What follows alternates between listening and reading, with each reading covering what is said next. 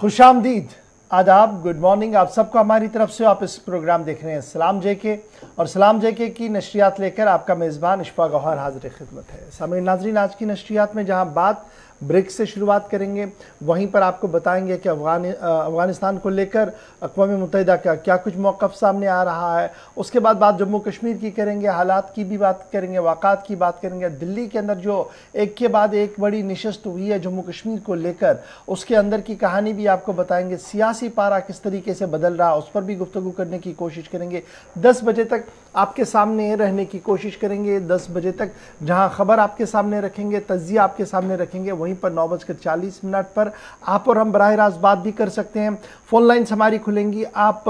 अपने मसाइल, अपने इलाके के मामला जो है वह हुकूमत तक पहुंचा सकते हैं हमारी फ़ोन लाइन्स के ज़रिए से, ताकि हुकूमत बाखबर हो जाए अवामी मसाइल से। तो फिलहाल टीवी पर आप हमें देख रहे हैं, सोशल मीडिया प्लेटफॉर्म का भी इस्तेमाल ज़रूर कीजिएगा। ट्विटर, इंस्टाग्राम, फेसबुक के साथ साथ आप लॉग इन कीजिएगा हमारी ऑफिशियल वेबसाइट www.gulistannews.in पर, जहां पर आप खबर पढ़ भी सकते हैं और बराह रास्त नशरियात देख भी सकते हैं। बताते चले कि दिल्ली स्टूडियो में मेरे साथ ज्वाइन कर चुके हैं आसिफ रशीद। बहुत बहुत शुक्रिया आसिफ हमारे साथ ज्वाइन करने के लिए, और खबरों के सफ़र को बढ़ाइएगा आगे।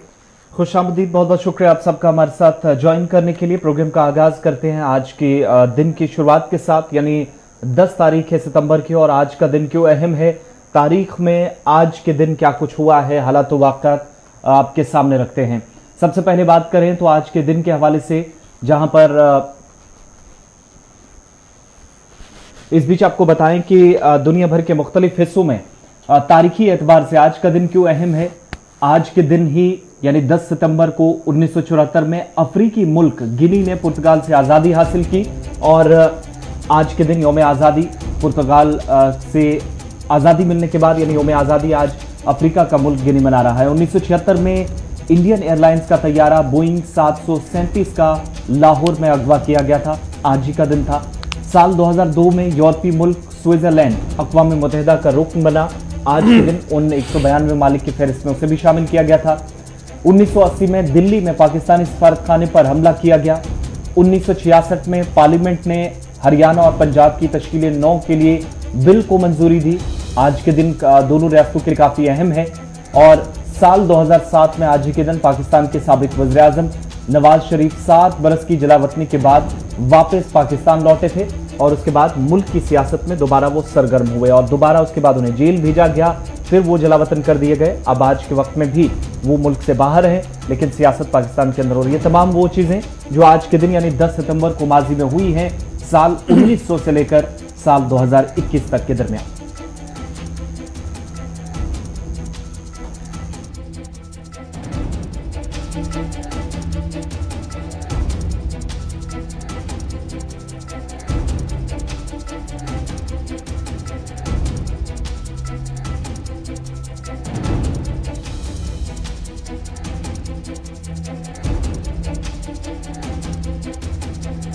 बढ़ते हैं जी आगे। अब जरा खबरों के सफर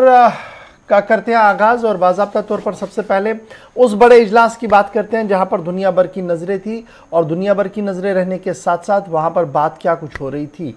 बात अफगानिस्तान की बराह रास्त भी और बिलवास्ता भी हो रही थी, क्योंकि मामला ब्रिक्स के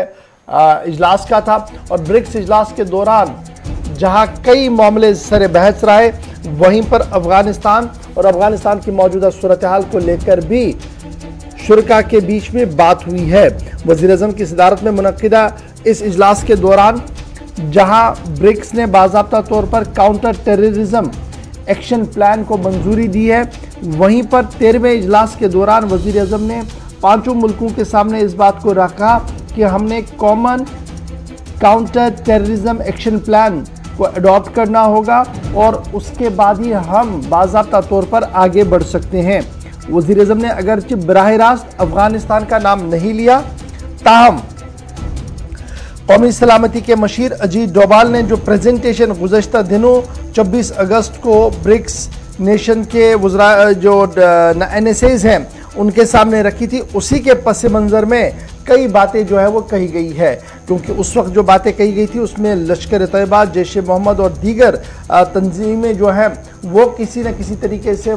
पाकिस्तान का सपोर्ट लेकर आगे बढ़ रही हैं। उस वक्त इस बात को कहा गया था। कल वज़ीर-ए-आज़म ने जब अपनी बात कही तो अफ़गानिस्तान का उन्होंने नाम नहीं लिया, लेकिन ज़रूर साउथ एशिया की पॉलिटिक्स और साउथ एशिया की सूरत हाल को ध्यान में रखते हुए ही बात कही गई, जिसके बाद काउंटर टेररिज्म पर सभी मुल्कों ने इत्तेफाक होकर काम करने की बात कही है। तो कल अफगानिस्तान के मामले पर रूसी सदर व्लादिमीर पुतिन ने जो ऑफिशियल रिमार्क्स दिए, उन्होंने कल ये साफ कर दिया कि अफगानिस्तान कोई थ्रेट उनके लिए सामने नहीं आ रहा है, और अफगानिस्तान के अंदर जो इलीगल ड्रग ट्रैफिकिंग है वो भी एक छोटा सा एक थ्रेट ज़रूर माना जा सकता है, लेकिन जो इमिग्रेशन हो रही है, जो वहाँ से लोग बाहर आ रहे हैं और मुख्तलिफ मुल्कों के अंदर रहने के लिए जा रहे हैं, जिनमें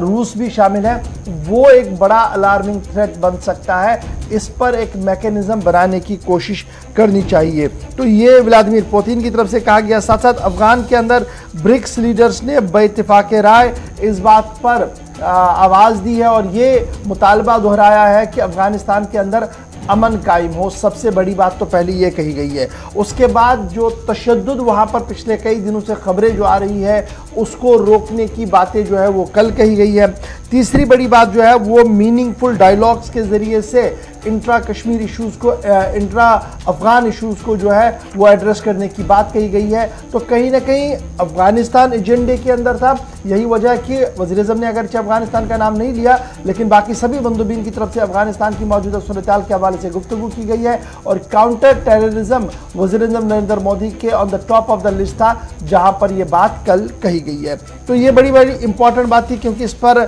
मैंने आज देखा कि न सिर्फ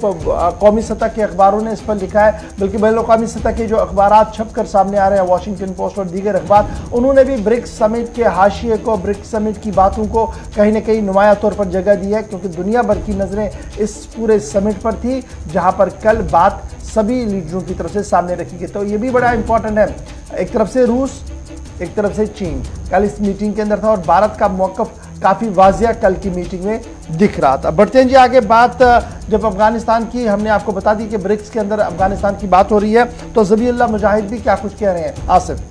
बिल्कुल, ज़बीहुल्लाह मुजाहिद का बयान आप तक पहुंचाते हैं, और उसके बाद अमेरिका का इस पर रद्द-ए-अमल क्या है। तालिबान तर्जुमान ज़बीहुल्लाह मुजाहिद का बड़ा बयान सामने आया है, जिसमें उन्होंने दुनिया भर के तमाम मालिक से हुकूमत को तस्लीम करने की न सिर्फ अपील की, यानी तालिबान का मौजूदा जो राज है उसको तस्लीम करने की अपील की, बल्कि अमेरिका समेत तमाम मालिक से बेहतर ताल्लुकात के ख्वाहां हैं और आज के वक्त में भी इसके लिए काम शुरू कर दिया है। लेकिन साथ ही ये भी कहा गया कि पाकिस्तान से उनके सबसे ज्यादा और बेहतर ताल्लुकात हैं। पाकिस्तान ने अभी तक तालिबान की इमदाद भी की है और मुल्क काफी खराब सूरत हाल में है। तालिबान ने खुद इस चीज को एक्सेप्ट किया है कि मुआशी तौर काफी कमजोरियां हैं, उनको दूर करने के लिए आलमी बरादरी को आगे आने की जरूरत है, और अमेरिका समेत तमाम ममालिक अगर मुस्बत रद्द-ए-अमल जाहिर करते हुए तालिबान के साथ बात करना चाहे, कदम से कदम मिलाना चाहे, हाथ आगे बढ़ाएं, तो उसके लिए पूरी आलमी बरादरी को आगे आना चाहिए। चूंकि अफगानिस्तान मुश्किल हालात में है, मगर सबसे पहला कदम, सबसे पहली अपील जो की गई है ज़बीहुल्लाह मुजाहिद ने, उनकी चौथी प्रेस कॉन्फ्रेंस हुई है ऑफिशियली जब से तालिबान ने एक तो जब से हुकूमत साजी का ऐलान किया है, उसके बाद ये उनकी दूसरी प्रेस कॉन्फ्रेंस थी। लेकिन 15 अगस्त के बाद जो हर हफ्ते उनकी ब्रीफिंग की जाती है, चौथी प्रेस कॉन्फ्रेंस में अब जाकर एक बार फिर खुले तौर पर, खुले मन से दुनिया से अपील की गई कि मुख्तलिफ मालिक उनको आगे आकर इस वक्त तालिबान को मुश्किल सूरत हाल से निकालना चाहिए, क्योंकि मुल्क मुआशी तौर काफी कमजोर है। अगर आप टेक्निकल टर्म्स में देखें तो minister of state for information है ज़बीहुल्लाह मुजाहिद,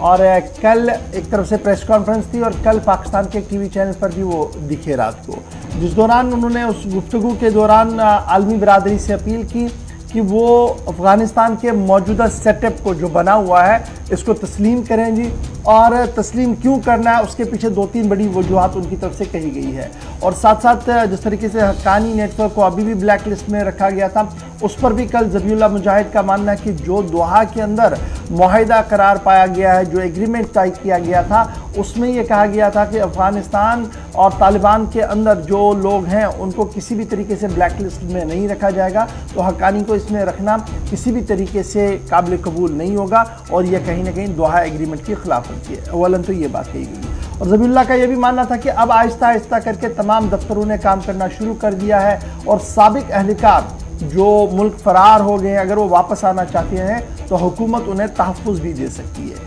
तीसरी बड़ी बात जो ख़वातीन को लेकर थी, कल उन्होंने एक बार फिर इस बात को दोहराया कि ख़वातीन अभी ये अबूरी हुकूमत है जी, हुकूमत जब पूरी तरह से बनेगी और जो लोग छूटे हैं उन्हें भी ज़रूर इसमें नुमाइंदगी मिलेगी और ख़वातीन को भी उनका रोल तयन करने के लिए जगह दी जा सकती है और शरीयत के हिसाब से उन्हें जगह दी जा सकती है। अब ये काबीना के अंदर होगी बाहर होगी उस पर ज़बीहुल्लाह मुजाहिद कुछ नहीं कह पाए हैं, लेकिन ज़बीहुल्लाह मुजाहिद का यह भी मानना था कि जो दफ्तर खारजा यानी फॉरेन ऑफिस जो है वो आहिस्ता आहिस्ता अब ऑफिशियली कम्युनिकेट कर रहा है जी, यानी उन्होंने बाज़ाब्ता तौर पर जो ऑफिशियल कम्युनिकेशन चैनल्स हैं अब वो खोल दिए हैं और दुनिया भर के लोगों के साथ उनके राब्ते हैं। लेकिन अमेरिका का क्या कुछ रद्द-ए-अमल है, बड़ा सवाल ये है, क्योंकि अमेरिका की पर सबकी नजरें थी और हाँ ना के बीच व्हाइट हाउस की तरफ से बयान जारी हुआ है। अमेरिका में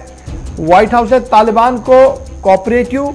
और प्रोफेशनल करार दे दिया है। ये बड़ी डेवलपमेंट है जी जो सिर्फ 8-10 घंटों के दौरान हुई है, क्योंकि लगातार अमेरिका ने कुछ सवाल पहले उठाए थे, लेकिन अब माना जा रहा कि व्हाइट हाउस ने तालिबान को कोऑपरेटिव और प्रोफेशनल करार दिया है। जुमेरात को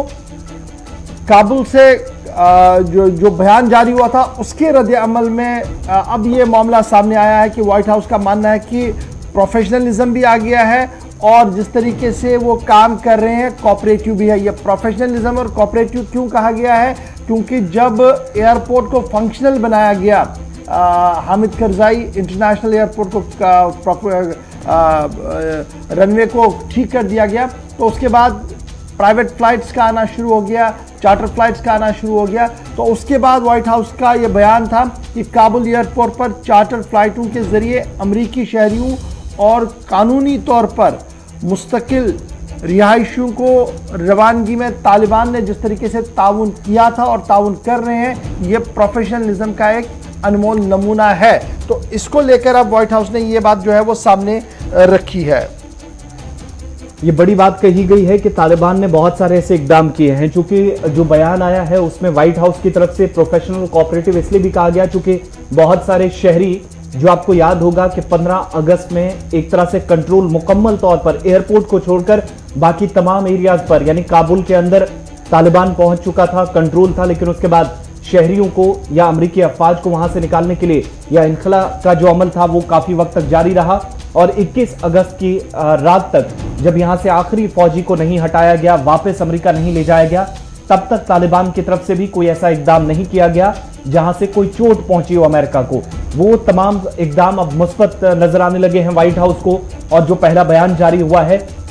इसलिए भी क्योंकि ये कहा जा रहा है कि काबुल एयरपोर्ट पर चार्टर्ड फ्लाइट्स का वापस लाना हो, शहरियों के तहफ़्फ़ुज़ को यकीनी बनाना हो, या फिर तालिबान ने कोऑपरेटिव होकर जो लचक दिखाई है ये पहला उनकी तरफ से मस्बत कदम है, इसलिए उन्हें कोऑपरेटिव का लफ्ज़ भी यूज़ करना पड़ा है और उसके साथ साथ उनके लिए जो इकदाम अभी तक तालिबान ने किए हैं उसको मस्बत भी करार दिया गया है। ये बड़ी बात है, ये लचक मानी जा रही है जी। बयान के अंदर जो पिछले कई दिनों से हम देख रहे थे उन बयानों में एक जो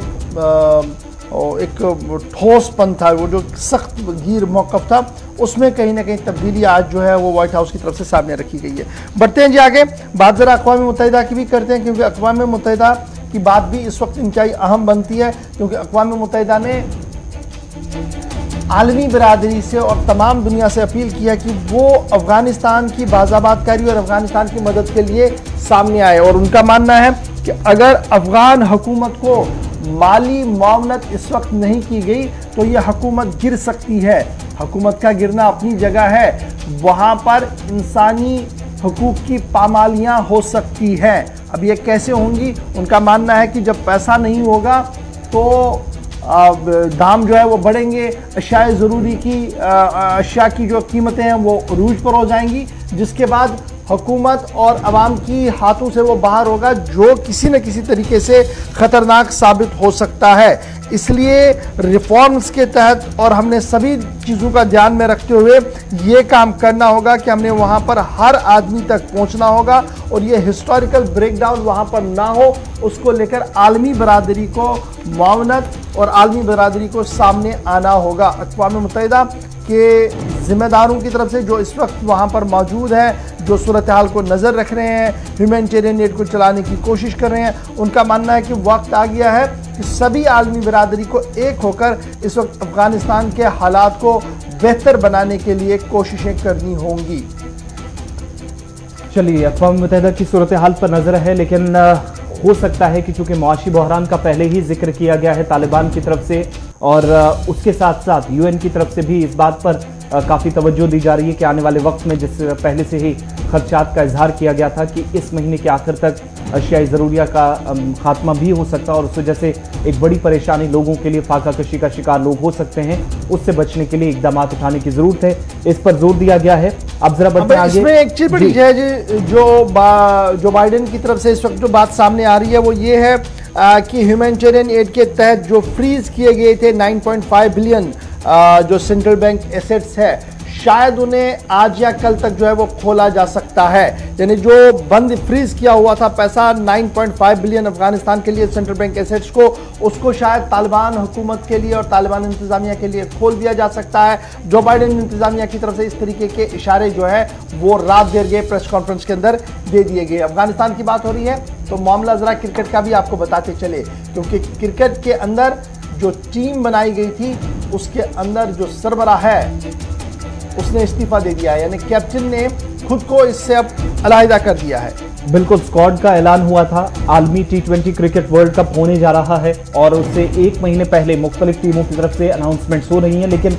T20 वर्ल्ड कप 2021 के लिए 18 रुकनी टीम का जैसे ही ऐलान किया अफगानिस्तान ने, तो उसके बाद कप्तान चूंकि राशिद खान को मुकर्रर किया गया था, उन्होंने कप्तानी छोड़ दी। साथ ही स्क्वाड जब अनाउंस हुआ तो उन्होंने कप्तानी छोड़ी और उनकी नाराजगी ये है, इल्जाम भी उन्होंने बोर्ड पर यह लगाया है कि जिस टीम को मुंतखब किया गया है वो इस टीम में शामिल नहीं थे, उस मीटिंग का हिस्सा उन्हें नहीं बनाया गया था जब 18 प्लेयर्स को, जो रिजर्व कैटेगरी के प्लेयर्स थे, और 15 मेंबर्स का स्क्वाड भी चुना जाना था। राशिद खान के मुताबिक उनकी राय नहीं ली गई इस टीम के लिए, वो टीम के कप्तान थे, इसलिए फौरी तौर पर उन्होंने कप्तानी से इस्तीफा दे दिया है और सोशल मीडिया पर भी उन्होंने इसका ऐलान कर दिया है। कप्तान ने लिखा है कि मुल्क का जिम्मेदार शहरी होने के नाते मुझे टीम मीटिंग में शिरकत करने का पूरा हक हासिल था। सिलेक्शन कमेटी और ACB यानी अफगानिस्तान क्रिकेट बोर्ड की टीम ने जब ऐलान किया तो उससे पहले मेरी राय नहीं ली, इसलिए मैं फौरन अफगानिस्तान की कप्तानी छोड़ता हूं। मुझे अफगानिस्तान के लिए खेलने पर हमेशा फख्र महसूस होगा। ये राशिद खान का ट्वीट भी सामने आया है, फेसबुक पर भी उन्होंने पोस्ट शेयर करके टीम से अलहदगी का इख्तियार कर लिया है, लेकिन स्क्वाड से वो नाराजगी जरूर उनकी है, चूंकि कप्तान की राय जरूरी किसी भी आलमी कप से, किसी भी बड़े टूर्नामेंट से पहले होती है, जो उनके मुताबिक उनसे नहीं ली गई है। चलिए जी, अब आते हैं जी अपनी मुल्क की खबरों की और आपको बताते हैं कि राष्ट्रपति भवन ने सदर हिंद के दफ्तर से कल रात देर गए एक और ऑर्डर जारी हुआ है, और ये जो ऑर्डर जारी हुआ है इसके तहत कुछ रियासतों के गवर्नरों की तब्दीलियां हुई हैं, और ये तब्दीलियां बड़ी इंपॉर्टेंट है क्योंकि इन तब्दीलियों के बीच एक नया नाम भी आया है। Lieutenant general, farmer lieutenant general Gurmeet Singh, जो डिप्टी चीफ ऑफ आर्मी भी रहे हैं, उन्हें अपॉइंट कर दिया गया है उत्तराखंड के गवर्नर की हैसियत से। ये एक बड़ी डेवलपमेंट है रात देर गए, क्योंकि कुछ एक गवर्नर की तरफ से इस्तीफा दे दिया गया था, जगह खाली हुई थी और कुछ की तब्दीलियां हुई हैं। और नागालैंड के जो गवर्नर थे RN रवि, उन्हें शिफ्ट कर दिया गया है जी तमिलनाडु, और इसके साथ पुरोहित को, जो पंजाब के भी थे, उन्हें भी तब्दील जो है वो कर दिया गया था। लेकिन इन तब्दीलियों के बीच जो सबसे बड़ी खबर है वो ये है कि लेफ्टिनेंट जनरल गुरमीत सिंह अब गवर्नर होंगे जी उत्तराखंड के, और बाज़ाब्ता तौर पर सदर हिंद रामनाथ कोविंद ने कल इस ऑर्डर पर दस्तखत करते हुए इसे जारी कर दिया है। ये पहला मौका नहीं होगा जब आर्मी के जनरल्स को गवर्नर बनाया होगा। जम्मू कश्मीर में आपने देखा होगा कि साबिका गवर्नर्स की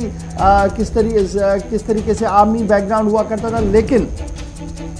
लेफ्टिनेंट जनरल गुरमीत के बारे में बड़ा इंपॉर्टेंट ये है कि वो अफगानिस्तान और चीन के मामलात पर गहरी नज़र रख रहे थे, और चीन के साथ जो ऑपरेशन चले हैं उसमें उनका एक कलीदी रोल जो है वो रहा है। फिलहाल बड़ी बात कि अब गुरमीत सिंह जो हैं वो, लेफ्टिनेंट जनरल गुरमीत सिंह जो है वो गवर्नर बन गए हैं उत्तराखंड के। उनकी अपॉइंटमेंट के ऑर्डर रात देर गए सदर हिंद रामनाथ कोविंद की तरफ से जारी कर दिए गए हैं। नागालैंड के जो गवर्नर RN रवि थे, उन्हें तब्दील किया गया है, उन्हें वहां से हटाकर तमिलनाडु लाया गया है, और जो पंजाब के भी गवर्नर थे उनकी भी तब्दीली जो है वो हो चुकी है। आपको याद होगा कि जगदीश मुखी जो प्रेजेंट गवर्नर आसाम है उन्हें एडिशनल चार्ज दे दिया गया है नागालैंड का। उन्हें कहा गया कि जब तक दूसरी कम्युनिकेशन नहीं होगी सदर हिंद की तरफ से, जब तक दूसरा ऑर्डर नहीं आएगा तब तक इंटरिम अरेंजमेंट्स के तहत आप इस पूरे मामले को चलाएंगे। तो चंद गवर्नरों की तब्दीलियां हुई हैं, लेकिन उनमें farmer lieutenant general Gurmeet Singh का नाम सरफरिज था, क्योंकि उन्हें पहली बार गवर्नर की हैसियत से भेजा गया है उत्तराखंड के अंदर। बढ़ते हैं जी आगे, बात जरा उत्तर प्रदेश की भी करते हैं, क्योंकि उत्तर प्रदेश के अंदर चुनाव थोड़े से दूर जरूर है, लेकिन चुनाव से पहले सरगर्मियां काफी ज्यादा है और मुख्तलिफ सियासी जमातों की तरफ से लगातार बातें की जा रही है। उन बातों पर पुलिस एक्शन भी हो रहा है और अब जो एक्शन हुआ है वो असदुद्दीन ओवैसी पर हुआ है। असदुद्दीन ओवैसी ने कल उत्तर प्रदेश के कई इलाकों के अंदर दौरा किया था, तकरीरें की थी और उन तकरीरों का हवाला देते हुए पुलिस ने बाज़ाता तौर पर इत्तेहादुल मुस्लिमीन के सरबरा असदुद्दीन ओवैसी के खिलाफ मुकदमा दर्ज किया है। और ये मुकदमा दर्ज तब किया गया जब असदुद्दीन ओवैसी ने उत्तर प्रदेश के अंदर मौजूदा सूरत हाल के हवाले से गुफ्तगू की और कहा कि नाकामियों को छुपाने के लिए मस्जिदों को शहीद किया जा रहा है और सीधे सीधे से उन्हें आड़े हाथों लिया उत्तर प्रदेश के वजीर आला योगी आदित्यनाथ को और कहा कि जिस तरीके से उनकी नाकामियां हैं उन्हें अब छुपाने के लिए मस्जिदों का सहारा लिया जा रहा है और मुख्तलिफ मकामात पर मस्जिदों को उठाया गया है, शहीद कर दिया गया है। और ये सरीहन उस माइंडसेट की बात हो रही है जो हिंदू राष्ट्र बनाने के लिए है। इसी चीज़ को बेस लाइन बनाते हुए पुलिस की तरफ से जो है वो एफआईआर कर दी गई है। ये याद होगा कि कल जब उन्होंने अपनी तकरीर की तो उन्होंने मोहम्मद इखलाक का भी जिक्र किया और ये कहा कि जिस तरीके से उन पर हमला किया गया, उन्हें मारा गया दादरी के अंदर और उसके बाद गौतम बुद्ध नगर के अंदर जो मामले सामने आए हैं इस पर हुकूमत की तरफ से आज तक भी कुछ नहीं किया गया, जो एक खुले माइंडसेट की ओर इशारा कर रही है। ये बात करने के बाद पुलिस ने कहा कि नुक्स अमन के पैदाइश में एफआईआर दर्ज कर दी है और अगर असदुद्दीन ओवैसी इसी तरीके से काम करते रहे तो शायद उन्हें उत्तर प्रदेश के मुख्तलिफ इलाकों के अंदर अवामी जलसे करने पर भी पाबंदी आयद हो सकती है। तो फिलहाल एफआईआर दर्ज हो गई है मस्जिद जो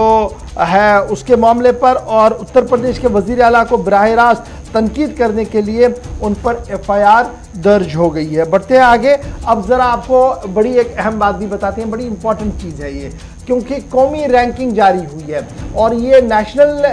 रैंकिंग जो है वो कल वज़ीर तालीम की तरफ से नई दिल्ली के अंदर जारी कर दी गई है, जिसमें मुल्क भर के अंदर जो टॉप मोस्ट इंस्टीट्यूशंस हैं उनकी रैंकिंग सामने आई है। NIRF यूनिवर्सिटी रैंकिंग को कल बाज़ाब्ता तौर पर वज़ीर तालीम की तरफ से जारी कर दिया गया है। 1657 इंस्टीट्यूशंस ने इस रैंकिंग के प्रोसेस में हिस्सा लिया। अब सबसे पहले मैं ज़रा जम्मू कश्मीर की बात आपको बता दूं, फिर मैं रेस्ट ऑफ द बात भी आपके सामने रखना चाहता हूं। सबसे पहले Kashmir university top 10, top 20, top 30 में कहीं पर नहीं है, टॉप 50 में आई, यानी 50 में पायदान से जब आप देखेंगे तो आपको कश्मीर यूनिवर्सिटी वहां पर रैंकिंग के अंदर नजर आएंगी। टॉप 50 में जो है कश्मीर यूनिवर्सिटी का नंबर आया है। जम्मू यूनिवर्सिटी 52 पोजीशन, जो लास्ट ईयर जब रैंकिंग शुरू हुई थी तो 52 वाली पोजीशन उनकी थी, वो डाउन चली गई है, दैट गोज टू 72। ये ट्रेंड बिल्कुल भी ठीक नहीं है, वो 72 की ओर चली गई है।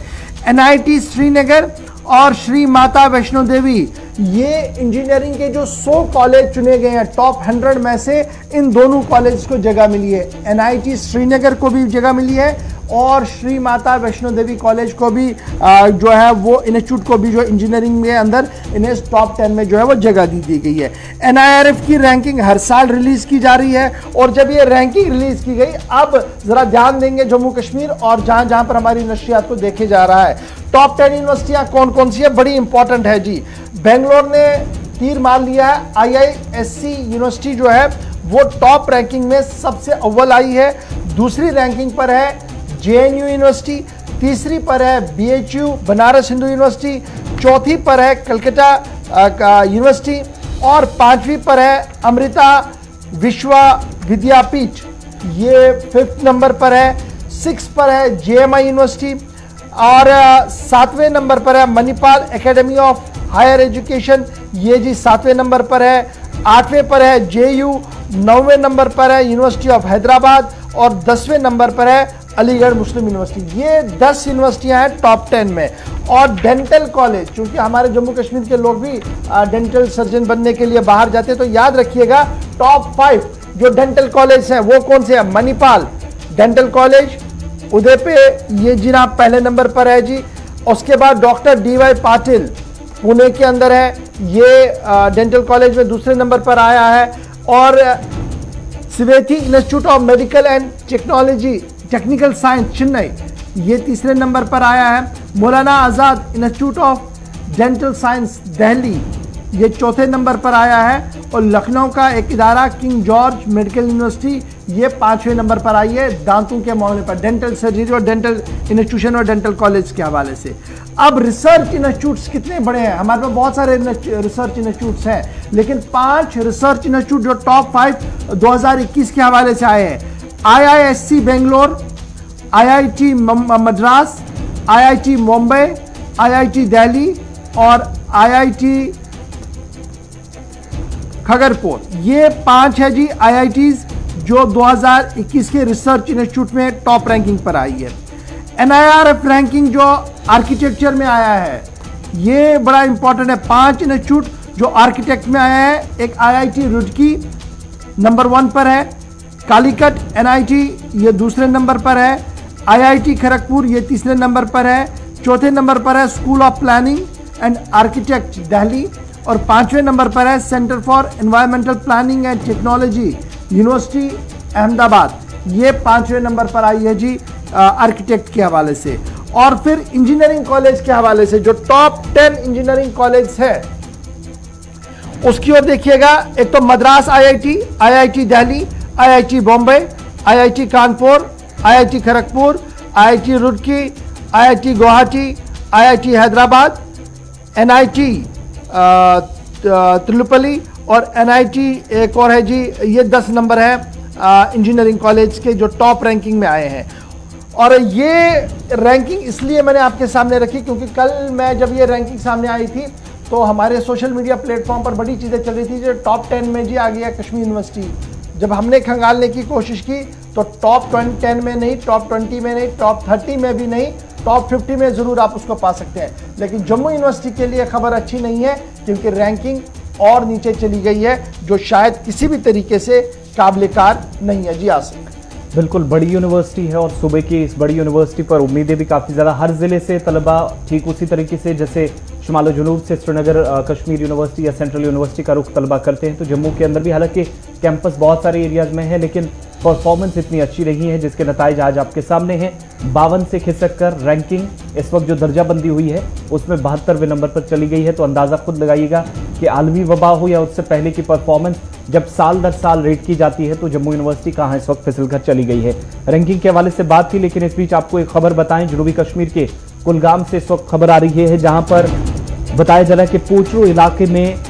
BA का तालिब इल्म मुर्दा पाया गया है। मुश्तबा हालत में नौजवान की लाश पाई गई है। पुलिस ने इस सिलसिले में बताया जा रहा है कि तहकीकात अब शुरू कर दी है और मजीद तफसीलात का भी इंतजार रहेगा, चूँकि नौजवान के हवाले से बताया जा रहा है कि अब्दुल बारी मीर 19 साल का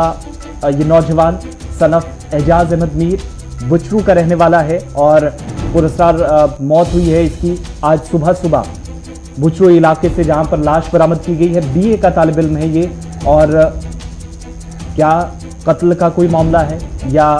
कोई दीगर कोई केस इस तरह का हो सकता है, पुलिस की तरफ से केस दर्ज कर तहकीकात भी शुरू कर दी गई हैं। मजीद तफसीलात जैसे आएंगी आपके सामने रखेंगे, लेकिन फिलहाल यूनिवर्सिटी के बाद कुलगाम की खबर और अब आपको एक और खबर की तरफ लिए चलते हैं और बात जम्मू कश्मीर की सलामती सूरत हाल पर भी करते हैं।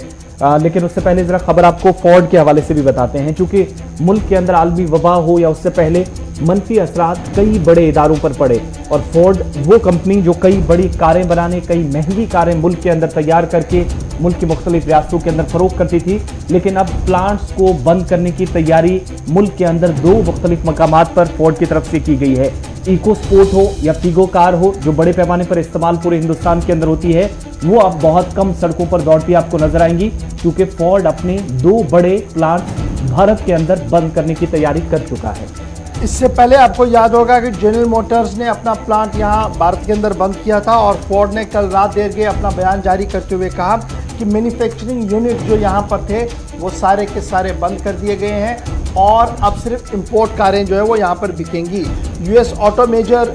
जो फोर्ड कंपनी है उनकी तरफ से जो 2 बड़े प्लांट्स यहाँ पर बनाए गए थे जहाँ पर गाड़ियाँ बनती थी, इंपोर्ट होता था, दीगर चीज़ें होती थी, वो अब नहीं होंगी। और इस तरीके से तमिलनाडु चेन्नई के अंदर इनका एक था और दूसरा गुजरात के अंदर यूनिट था। दोनों यूनिट्स को इनकी तरफ से बंद कर दिया गया। 2.5 बिलियन इन्वेस्टमेंट यहाँ पर इस तरीके से हो रही थी, इन दोनों यूनिट्स के ऊपर हो रही थी, लेकिन फिलहाल ये चीज़ें जो है वो बंद कर दी गई है। और फोर्ड की तरफ से साफ कर दिया गया है कि मैन्युफैक्चरिंग कैपेसिटी जो थी वो हमारे पास 6,10,000 की थी और इंजीनियर्स और व्हीकल्स और 10 तरह के लोग हमारे साथ काम कर रहे थे। लेकिन जब मैन्युफैक्चरिंग यूनिट बंद हो तो आप समझ सकते हैं कि कितने हज़ार लोग वहाँ पर बेरोजगार होंगे इन यूनिट्स की वजह से। और उनकी तरफ से अब साफ कर दिया गया है कि हालात इस तरीके के हैं कि कंटिन्यू नहीं किया जा सकता। और पिछले 1-1.5 साल के दौरान ये दूसरी बड़ी कंपनी होगी जिन्होंने अपना बोरिया बिस्तर यहाँ पर गुल कर दिया हो। यानी जाओ एम्प्लॉयमेंट जनरेशन से देखें तो ये किसी भी तरीके से सही खबर नहीं है। बढ़ते हैं जी आगे, बात ज़रा आप जम्मू कश्मीर की शुरू करते हैं, क्योंकि जम्मू कश्मीर की बात करते हैं तो आपको ये भी बताते चलें कि दिल्ली के अंदर मीटिंग्स हुई हैं, एक के बाद एक मीटिंग हुई है। और दिल्ली की मीटिंग्स के अंदर जहाँ जम्मू कश्मीर की सूरत हाल पर गुफ्तगू हुई है, वहीं पर खबर ये है कि रात देर गए लेफ्टिनेंट गवर्नर ने वज़ीर-ए-आज़म के साथ भी मुलाकात की है। दिल्ली के अंदर जहां पर वज़ीर-ए-आज़म के साथ भी मुलाकात मनोज सिन्हा की हुई है, लेकिन उससे पहले अहम मीटिंग हुई। 3 घंटे तक मीटिंग चली। सिक्योरिटी के जो मामलात है, अंदरूनी सूरत हाल है, लाइन ऑफ कंट्रोल, दरअंदाजी, ये तमाम मामलात ज़ेर गौर रहे हैं। और जो मीटिंग हुई है उसकी सदारत खुद वज़ीर दाखिला अमित शाह कर रहे थे। सिक्योरिटी सूरत हाल का जायजा लेने के लिए जहां पर तामीराती कामों का भी इस मीटिंग के दौरान जायजा लिया गया। मीटिंग में लेफ्टिनेंट गवर्नर जम्मू कश्मीर मनोज सिन्हा के अलावा कौमी सलामती के मशीर अजीत डोभाल, फौजी chief general MM Naravane, home secretary Ajay Bhalla, intelligence bureau director Arvind Kumar और उनके साथ साथ रॉ chief Sumit Goel, DSF DG Pankaj Singh, Jammu Kashmir police के सरबराह दिलबाग सिंह, चीफ सेक्रेटरी अरुण कुमार मेहता और CID की जो ADG हैं CID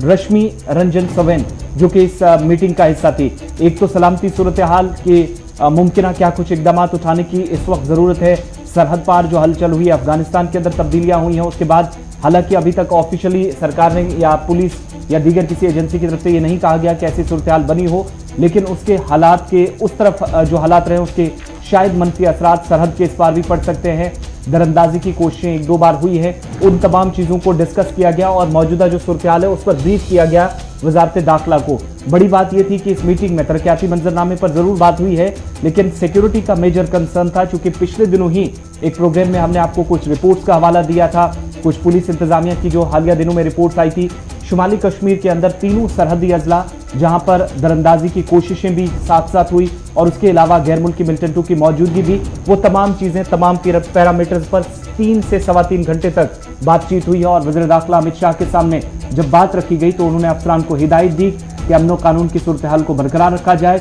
बेहतर तालमेल, बेहतर कोऑर्डिनेशन पर जोर दिया गया और सलामती सूरत हाल पर बहुत करीबी नजर रखी जाए। इसके अलावा मुख्तलिफ एजेंसियों को सरहद के आसपास और शहर के अंदरूनी हिस्सों पर इस वक्त ज्यादा पहले के मुकाबले नजर रखने की जरूरत है, इस पर सख्ती से नजर रखी जाए, इस बात को यकीनी बनाने पर वज़ीर दाखिला ने जोर दिया है। अब यह मामला जी इतना ज्यादा संगीन क्यों बनता है, उसके बाद जरा आपको इस खबर की एक और बात भी बताएंगे, क्योंकि आपको याद होगा कि तालिबान के तर्जमान और इस वक्त जो नायब इत्तलात वज़ीर है सुहेल शाहीन ने गुज़श्ता दिनों एक इंटरव्यू में कहा था कि वो जम्मू कश्मीर के मामले पर खामोश नहीं बैठ सकते हैं। और सुहेल शाहीन ने जब पिछले हफ्ते ये बात बताई थी तो उसके बाद हलचल जो है वो काफ़ी ज़्यादा दिल्ली से लेकर जम्मू कश्मीर तक देखने को मिली थी और यही वजह है कि एक रिव्यू लेने की कोशिश जो है वो की गई, नंबर 1। नंबर 2, कल सोशल मीडिया के ज़रिए से जिस तरीके से नौजवानों को उकसाने की कोशिशें हो रही हैं, हुकूमत की तरफ से लगातार ये दावे पेश किए जा रहे हैं, उस पर भी कल ये साफ कर दिया गया है कि सोशल मीडिया पर गहरी नज़र रखी जा रही है और मुश्तबा अफराद जो है या तो उनसे पूछताछ की जा रही है और अगर सही पाया गया है तो उनके खिलाफ कार्रवाई भी हो रही है, पर्चे भी लग रहे हैं। ये भी कल क्लियर किया गया और ये कहा गया कि सोशल मीडिया का गलत इस्तेमाल किसी भी सूरत में बर्दाश्त नहीं किया जाएगा। इधर कल लेफ्टिनेंट गवर्नर मनोज सिन्हा ने वज़ीर-ए-आज़म नरेंद्र मोदी के साथ भी मुलाकात की है और इब्तिदाई खबरों के मुताबिक वज़ीर-ए-आज़म नरेंद्र मोदी और लेफ्टिनेंट गवर्नर मनोज सिन्हा के बीच जम्मू कश्मीर की ताज़ा तरीन सूरत-ए-हाल के हवाले से गुफ्तगू हुई है और तरक्याती मंजरनामे में किस तरीके से बेहतरी लाई जा सकती है और क्या कुछ परेशानियां हैं, इस हवाले से लेफ्टिनेंट गवर्नर मनोज सिन्हा ने वज़ीर-ए-आज़म को तफसीली खाका पेश किया है। उम्मीद मानी जा रही है कि जब कल पीएमओ की तरफ से ट्वीट किया गया था उसमें यह साफ कर दिया गया कि डेवलपमेंट सिनेरियो से लेकर दीगर मामला तक वज़ीर-ए-आज़म के साथ गुफ्तगू हुई है और वज़ीर-ए-आज़म की तरफ से यह यकीन दिलाया गया है कि जम्मू कश्मीर की हर मुमकिन मदद और मुआवनत की जाएगी। बढ़ते हैं जी आगे, बात अब जरा आगे करते हैं एक और बड़ी खबर की, और खबर इसलिए बड़ी इंपॉर्टेंट है, आपको याद है कि आउटरीच प्रोग्राम होने जा रहा है और आउटरीच प्रोग्राम के तहत अब वुज़रा जम्मू कश्मीर का दौरा करेंगे, मरकजी वुज़रा होंगे, तो उससे पहले ज़मीनी तैयारियां हो रही हैं और अफसर अपने तरीके से तैयारियों में जो है वो मसरूफ़ हो गए और यही वजह है कि कल एडमिनिस्ट्रेशन से चीफ सेक्रेटरी ने बाज़ाब्ता तौर पर यह साफ कर दिया है कि सेंट्रल स्पॉन्सर्ड स्कीम यानी मरकजी मामलत वाली स्कीमें जो है इन पर खुसूसी तवज्जो दी जाए और रिपोर्ट कार्ड्स बनाए जाएं। फ्लो ऑफ फंड्स, जहां पर हमें फ्लो ऑफ फंड्स में परेशानी आती है, जब वुज़रा का दौरा हो तो उसे प्रोजेक्ट करें उनके सामने ताकि मामला जो है वो सही सिमत में आगे जा सके। जम्मू कश्मीर इंतजामिया ने सभी एडमिनिस्ट्रेटिव सेक्रेटरी से कहा कि वो रिपोर्ट कार्ड तैयार रखे सेंट्रल स्पॉन्सर्ड स्कीम्स का, क्योंकि आने वाले दिनों में अब मरकजी वुज़रा का फेज़ 2 पब्लिक आउटरीच प्रोग्राम होना है और उस प्रोग्राम से पहले हमारे पास हर स्कीम का खाका और लेखा जोखा होना चाहिए जो हम उनके सामने रख सके। मरकजी वजीरों का जम्मू कश्मीर के दौरे से पहले chief secretary doctor Arun Kumar ने पिछले 2 दिन से लगातार एक के बाद एक मीटिंग ली है, जिस मीटिंग के दौरान ये साफ कर दिया गया कि इस मुद्दे पर किसी भी तरीके से कोई लहतलहल बर्दाश्त नहीं किया जाएगा और ये भी साफ कर दिया गया है कि पंचायती राज इंस्टीट्यूशंस PRIs जो हैं और साथ साथ जो दीगर लोग हैं उन्हें भी लूप में रखा जाए जब आप प्रोजेक्शन करें। एक तो सेंट्रल स्पॉन्सर्ड स्कीम्स में 2-3 चीज़ें बड़ी इंपॉर्टेंट है, एक रिपोर्ट कार्ड बनाइए कि कितना काम हुआ है, किस तरीके से काम, और दूसरा फ्लो ऑफ फंड्स पर एक खुसूसी तवज्जो है क्योंकि स्लो पेस में सेंट्रल स्पॉन्सर्ड स्कीम्स में पैसा आ रहा है और अब यह फैसला लिया गया कि जितने भी वुज़रा आएंगे उनके मातहत जो डिपार्टमेंट्स होंगे वहां पर जो फ्लो ऑफ फंड्स